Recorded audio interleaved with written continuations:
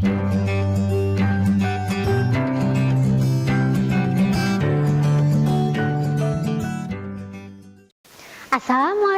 warahmatullahi wabarakatuh. Halo teman-teman, bertemu lagi bersama Bu Yuni.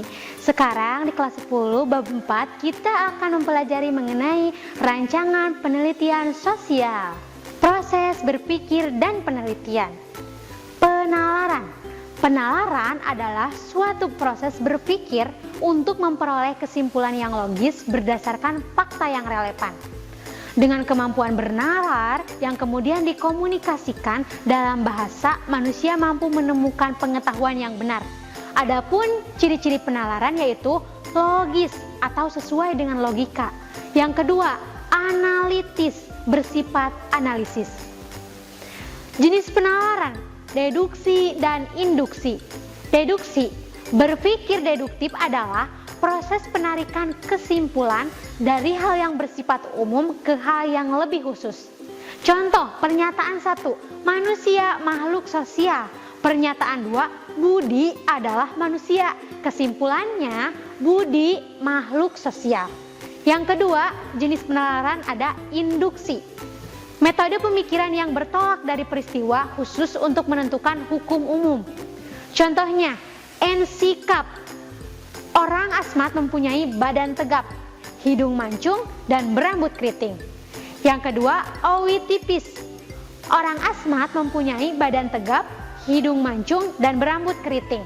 Yang ketiga, Cheyenne. Orang asmat mempunyai badan tegap, hidung mancung, dan berambut keriting. Tampaknya orang asmat mempunyai badan tegap, hidung mancung, dan berambut keriting. Penelitian. Penelitian, apa sih arti dari penelitian? Penelitian adalah usaha menarik kesimpulan yang dapat dipercaya kebenarannya, yang dilakukan dengan sadar dan teliti menurut prosedur ilmiah tertentu. Yang kedua, penelitian adalah aktivitas ilmiah yang menggunakan metode ilmiah, logis, dan sistematis untuk menguji satu atau beberapa hipotesis atau dugaan terhadap satu atau beberapa masalah di dalam dunia empiris melalui pengumpulan data, yaitu data collecting. Yang ketiga, penelitian adalah suatu proses atau rangkaian langkah yang dilakukan secara terencana dan sistematis untuk mendapatkan pemecahan masalah atau jawaban terhadap pertanyaan-pertanyaan tertentu. Adapun syarat penelitian, yaitu ada 3. Yang pertama, terencana. Meneliti itu harus terencana. Yang kedua, mengikuti prosedur ilmiah.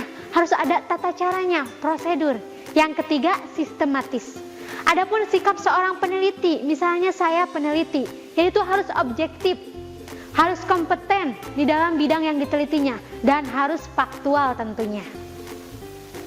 Secara garis besar, langkah-langkah penelitian dibagi dalam 3 langkah, yaitu pembuatan rancangan penelitian, pelaksanaan penelitian, dan pembuatan laporan penelitian.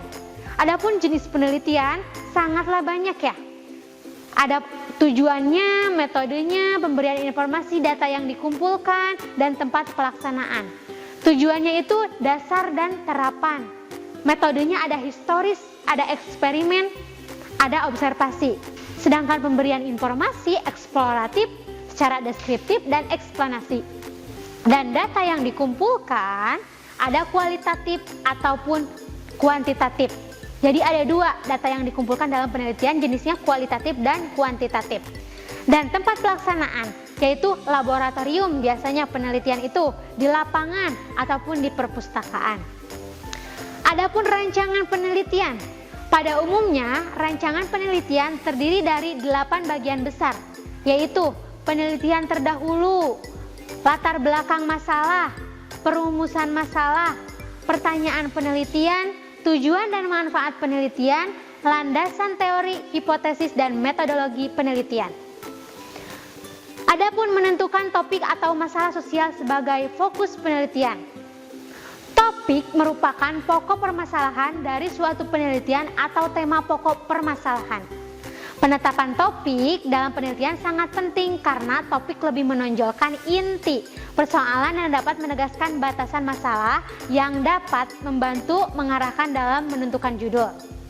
Dalam menentukan topik penelitian, ada beberapa hal yang harus diperhatikan, antara lain: 1. Topik penelitian harus sesuai dengan minat peneliti. Misalnya saya minat terhadap bidang olahraga atau sains. Saya harus menyesuaikan dengan topik penelitian. Topik penelitian harus sesuai dengan minat saya yang akan meneliti. Yang kedua, topik yang dipilih haruslah topik yang bisa diteliti oleh peneliti. Jangan sampai Anda meneliti topik yang tidak bisa diteliti oleh Anda sendiri. Yang ketiga, data cukup tersedia, datanya memadai, sehingga akan memudahkan proses penelitian. Dan yang keempat, topik memiliki kegunaan praktis, bermanfaat, dan penting untuk diteliti. Untuk selanjutnya, pendekatan penelitian kuantitatif dan kualitatif. Beberapa ciri penelitian kuantitatif adalah sebagai berikut. 1. Adanya interferensi terhadap subjek. 2. Data berupa angka. 3. Subjek yang banyak. 4. Terdapat jarak dalam interaksi antara peneliti dan subjek penelitian untuk menjaga objektivitas penelitian. Adapun yang kelima, analisis data setelah data terkumpul. Pendekatan kualitatif memiliki beberapa ciri sebagai berikut. Yang pertama, bersifat alamiah. Yang kedua, data penelitian bersifat deskriptif. Yang ketiga, subjek terbatas. Yang keempat, kontak personal secara langsung atau wawancara. Dan yang kelima, analisis data dilakukan secara induktif. Dan selanjutnya, memilih subjek penelitian sebagai sumber data dan informasi. Subjek penelitian atau responden adalah pihak-pihak yang dijadikan sebagai sampel dalam sebuah penelitian.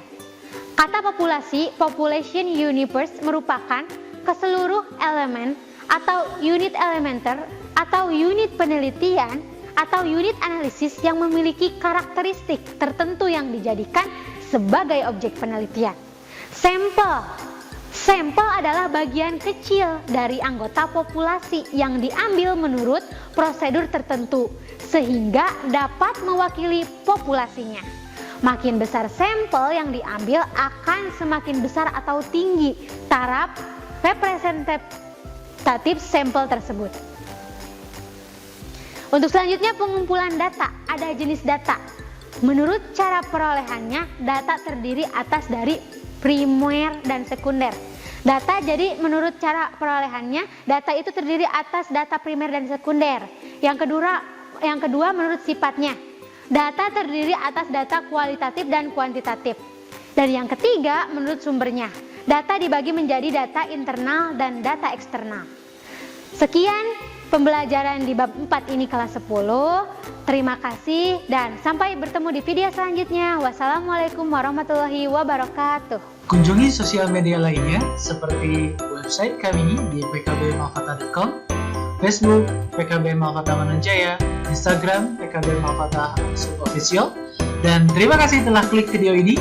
Jangan lupa like, comment, share, and subscribe untuk menunjukkan dukungan kamu terhadap channel ini. Enjoy the video, PKB Malkata.